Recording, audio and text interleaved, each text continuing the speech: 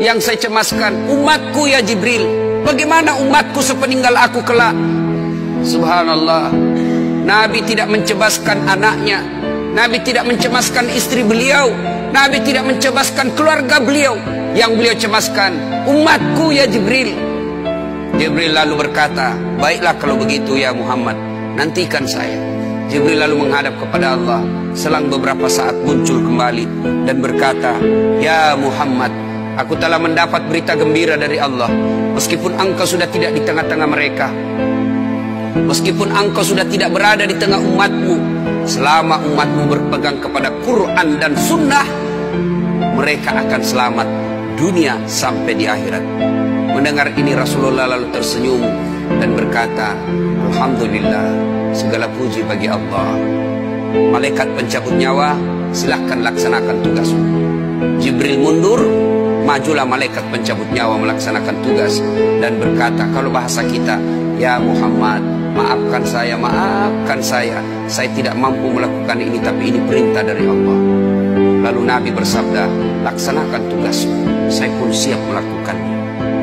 Mundur malaikat Jibril, majulah malaikat pencabut nyawa melaksanakan tugasnya. Keluar rohnya Rasulullah, perlahan-perlahan meninggalkan telapak kaki Rasulullah. Telapak kaki Rasulullah menggigil naik ke atas betis Rasulullah, naik ke paha Rasulullah, sampai ke perut. Bercucuran keringat Rasulullah, keluar keringat Rasulullah di wajah Rasulullah. Malaikat Jibril lalu berpaling. Nabi lalu bersabda, wahai malaikat Jibril, kenapa engkau palingkan mukamu? Apakah engkau jijik melihatku? Apakah kau jijik melihat wajah saya? Jibril bersabda, ya Muhammad, ketahuilah demi Allah yang menguasai segala-galanya, tidak aku jijik melihat mukamu ya Muhammad. Aku tidak tega melihat engkau menghadapi sakaratil maut. Aku tidak mampu melihat engkau menghadapi sakaratil maut. Nabi lalu bersabda, ya Jibril, ketahuilah, andai saja Allah tidak cinta kepadaku, andai saja Allah tidak sayang kepadaku, betapa sakitnya sakaratil maut ini. Tapi aku mohon kepada Allah, ya Allah, jangan engkau timpahkan sakitnya sakaratil maut ini kepada umatku. Bebankan seluruh penyakit sakaratil maut ini, bebankan seluruh sakitnya sakaratil maut ini hanya kepadaku. Jangan engkau berikan umatku ya Allah. Begitulah cintanya Rasulullah kepada kita. Perlahan-lahan sampai ke tenggorokan, sampai ke tenggorokan ruh Rasulullah. Habis menggigil seluruh badan Rasulullah, ditinggal rohnya. Lalu di penghujung bibir beliau mengucapkan, pelihara solat kalian, pelihara solat kalian, pelihara solat kalian. Yang kedua Rasulullah berpesan, pelihara wanita di antara kalian, pelihara anak-anak gadis kalian, pelihara istri-istri kalian. Dan yang terakhir beliau ucapkan, tidak satupun keluarga yang diucapkan. Beliau tidak mengucapkan Khadijah, Khadijah. Beliau tidak mengucapkan Aisyah. Beliau tidak mengucapkan Hasan Husain. Siapa yang diucapkan? Ummati, ummati, ummati. Berangkat Rasulullah.